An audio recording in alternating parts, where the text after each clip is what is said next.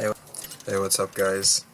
Today we have a rogue against a Libram Paladin. So, you know, it's the usual. We're gonna have discounted Librams, and well, I have to try to keep the board clear. So, Krunks is too big. I put Krunks back. I'm all gun Krunks, and this isn't that good of a hand. Ideally, you don't have the evil miscreant with a coin, but I mean, you have to get on with it. So I start off with the Aldo attendance, as expected, normal. So I'm thinking, I could probably play the devoted maniac, and if he attacks it, I could get a 7 drop. Even if I play the Jaundice on turn 5. And I could activate the secret, I could probably get an 8 drop out of the minions. I don't have an activator for the evil miscreant, so I just attack, just to keep the board clear, and I couldn't play anything on turn 3, so I'm looking at the evil miscreant next turn. I could continue to keep the board clear. And now here, I'm thinking whether to attack the Aldo attendant or not with the evil miscreant, and I decided to attack, but I actually think that was a bad decision, because if he has a pen flinger or anything, it could probably kill the evil miscreant without him having to attack it and without him having to activate the secret. So I think that was a bad choice. I should have just left it, but he has the pen flinger and he can bounce it back, so I still don't get to activate my secrets, and I'm hoping he doesn't do much more, and luckily he doesn't seem to have any Libram, so he just plays 2 minions. So I'm thinking I'd probably go the Jaundice this turn.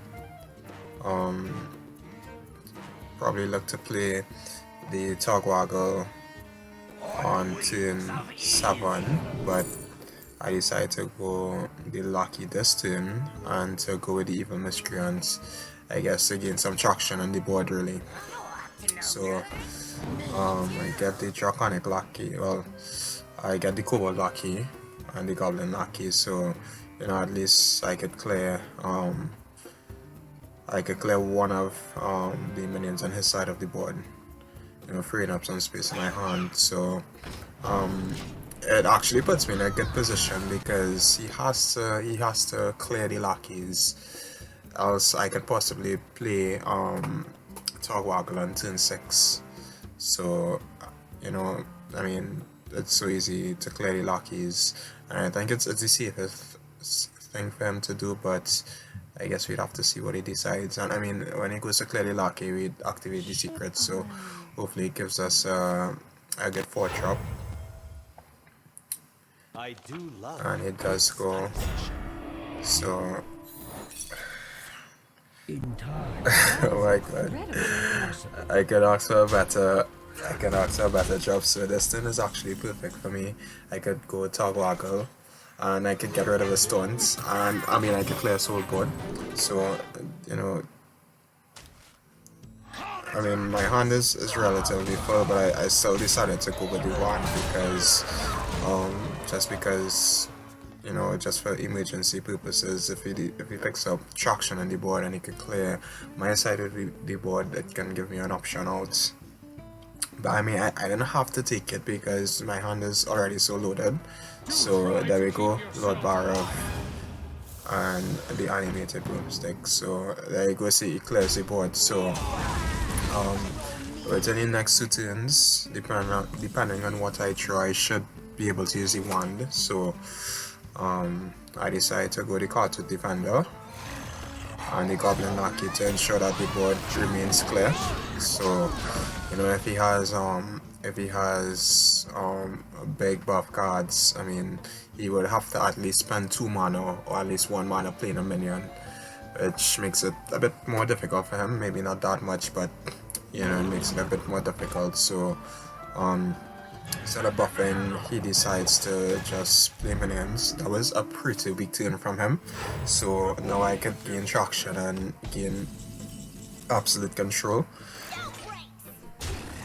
And so sad, so done. So I decided to go with the Hana because it would make it very difficult for him overall, because I mean, with the taunts in the way, you know, unless you know, he has a board clear, it's very hard to get rid of the Hana, you know, because he can't attack it. So, you know, I decided to go Hana, and I mean, I basically load up on secrets, 4 secrets. So I'm thinking probably ambush, you know, because he's most likely gonna play a minion next turn, freeing up you know, ambush for me. So I go ambush, so when he plays a minion, I can play ambush again next turn. So, you know, this really isn't looking too good for him. So he has Libram of Justice, and I mean, he has the pen flingers, so he would be able to clear the Hana, fortunately for him. But even though he clears the Hana, the amount of money he has to spend to deal with the Hana, essentially, it still gives me an advantage overall. And I mean, I could continue to build up on this lead, because unless he has another Libram of Justice in hand, he already used Barrows. So I mean, if I go Alex Straza, you know, he's really out on options to clear. So there he goes, I'm into Broomstick kick, you know, and there he goes for the Libram of Wisdom. You know, I still think I'm in a good position, so I think I'm gonna clear the weapon with the Ooze and either use the wand or go Jaundice. So I mean, I could even go Alex Straza, but I feel like you know, I really want to refrain from using the Alex Straza as much as possible, so he would expend all his board clear and his removal. So when I do bring down the Alex Straza, you know, he wouldn't have any answers fit.